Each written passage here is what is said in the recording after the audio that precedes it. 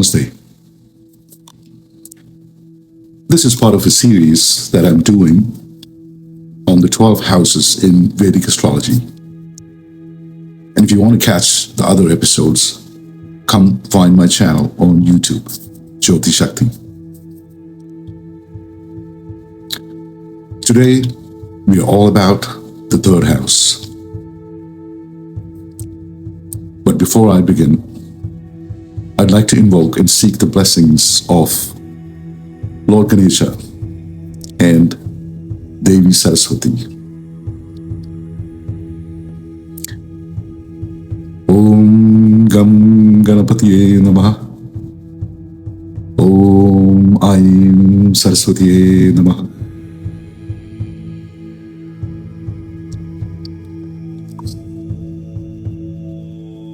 Now, real quick, for anyone new here,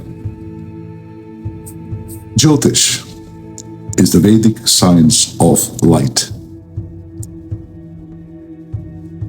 It's the study of the sky at the exact moment you were born, and what that moment says about your life that you came into. And a house in Vedic astrology, in a Vedic birth chart, real quick. You see, your chart gets divided into 12 sections, 12 houses, starting from the exact point rising on the horizon when you were born. And each slice governs a different section of your life. And I go into this in much more depth in my first house video.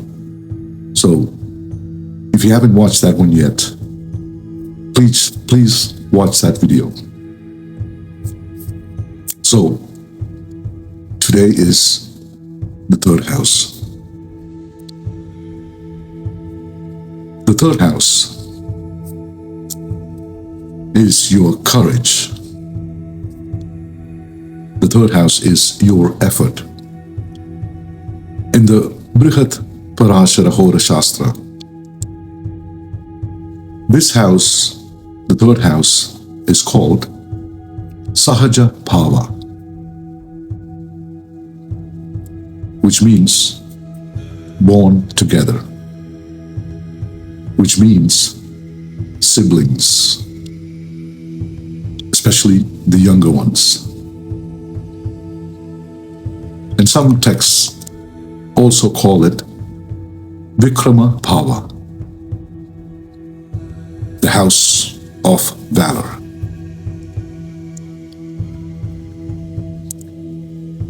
Once you really get into the classical Vedic astrology texts, this house covers, in my opinion, more ground than people think.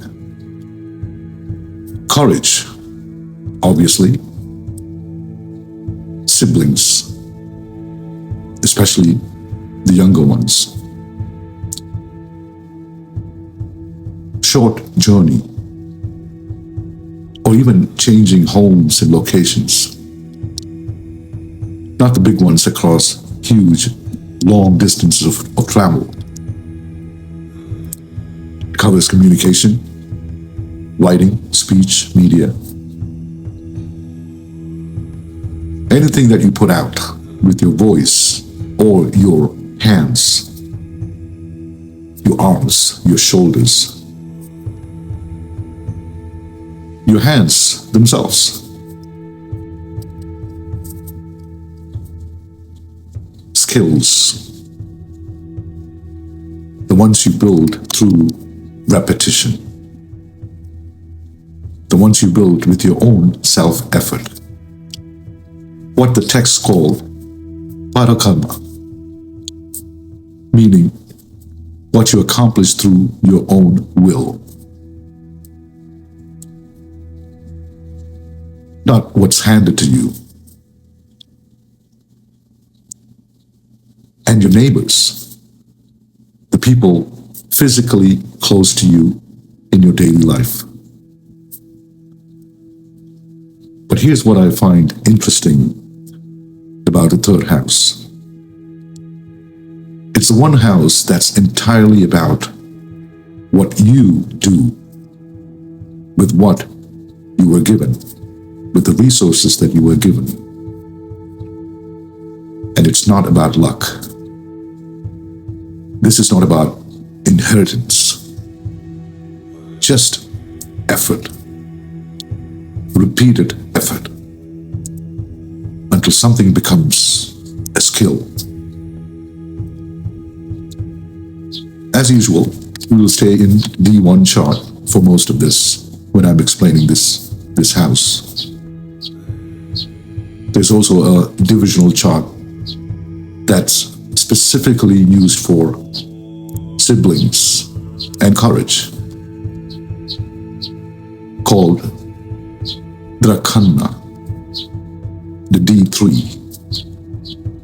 It's similar to how the D9 gets used for marriage. Now, I won't get into that today.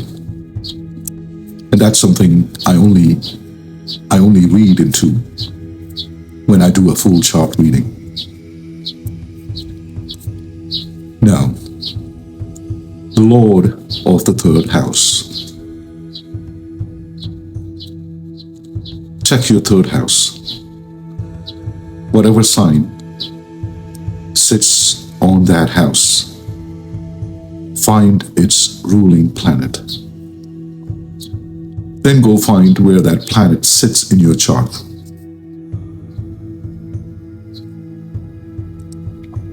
That's where your courage and your relationship to effort is actually pointing to. Now, say for example, if your third house sits in your seventh house, then your courage shows up mostly in partnership. Maybe you're the one who pushes a relationship or pushes a business forward. Now, if it sits in your ninth house, your effort is tied to belief, principles, teaching, to something bigger than just yourself. And for degrees and aspects, and how strongly a planet affects the house, I go through all of that in detail in the first house video. And the same rule applies here. So if you have not watched that, please watch that after this. Okay. Now about the planets sitting in your third house. If there's nothing sitting directly in your third house, it doesn't mean it's empty, or that you're somehow lacking courage. It just means the influence is coming from the opposite house. You look at the planet that is aspecting the third house. Now, let's look at the primary planets in this that affects the third house. So if Sun is sitting directly in your third house, or if you have a Sun if you have a house that's aspecting your third house, there's a natural boldness in you. You lead, especially among your siblings and your peers. Sometimes even without trying, it's already there. Moon in your third house. In this case, your courage moves with emotions. Some days you will take on anything. you have the courage. Other days, you need to be pushed into it. Your bond with your siblings tends to be close emotionally, with Moon in your third house. Mercury in your third house.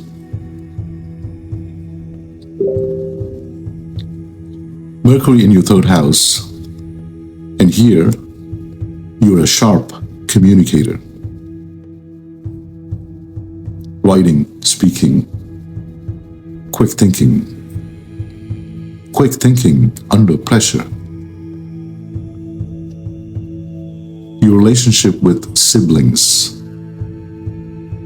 is often more emotional and intellectual,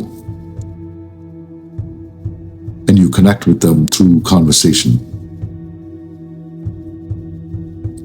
Now, Mars in the third house, or aspecting the third house. And honestly, this is actually one of Mars's strong placement. Natural courage, physical skills, a competitive streak, especially with your siblings. Jupiter's influence in the third house. And here, your courage comes with wisdom attached to it. You don't act in a rush.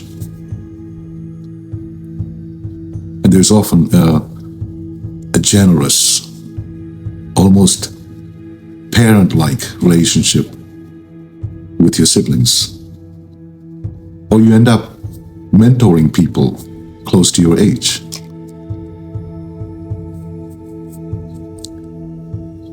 Saturn in the third house. Saturn in the third house. Like Saturn does, courage here is slow built, not instant. You might have fewer siblings, maybe one or two, even no siblings, or having a distant relationship with them. But whatever skills you build it to last. The real repetition with Saturn in the third house.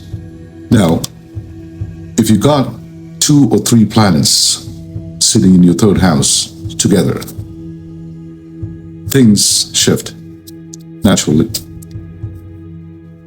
I'll just go over a few combinations of planets sitting together in the third house. Mars and Mercury together in the third house. You have a quick mind, quick action. You think fast, you speak fast. And you probably don't hesitate before jumping into something. Impulsive. Moon and Mars together in the third house. Moon and Mars in the third house gives emotional courage and often a protective streak toward your siblings or love for people younger than you. You act on instinct. Not much calculation. You jump in. Sun and Mercury together in the third house. Confident, clear communication. You're probably the one people to look when a group needs someone to represent them. A couple of other things worth knowing about the third house. You see, whatever planet rules your third house, its dignity, whether it's exalted, debilitated, weak, or whether it's comfortable in its own sign, that changes how naturally your courage and effort actually express themselves. That makes a difference. And in the third house, we often read it alongside with the 11th house, since effort in the third house can turn directly into gains in the 11th house. And alongside the 6th house too, since courage is often what gets you through struggle and competition. 6th house is struggle. So that's the third house. Now, what you were given, what you actually did with it, that's the third house. Now, if you're curious, what's actually sitting in your third house lord, your third house degrees for the planets, what planets, all of it. That's a part of what I go through in a full Vedic chart reading. I write it out like your actual life story. From the moment of your birth through every season that you've moved through since and the future. And it usually runs somewhere between 70 and 120 pages, depending on what your charts got going on. I only take 2 or 3 readings a week, honestly, because each one takes me about 5 to 8 hours to properly prepare it.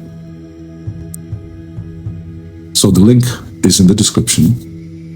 If there's a spot available, then the page will be live. The next house is the 4th house.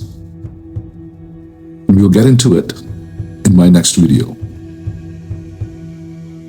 Thank you for staying with me to the end. I am JyotiSakti, and Namaste.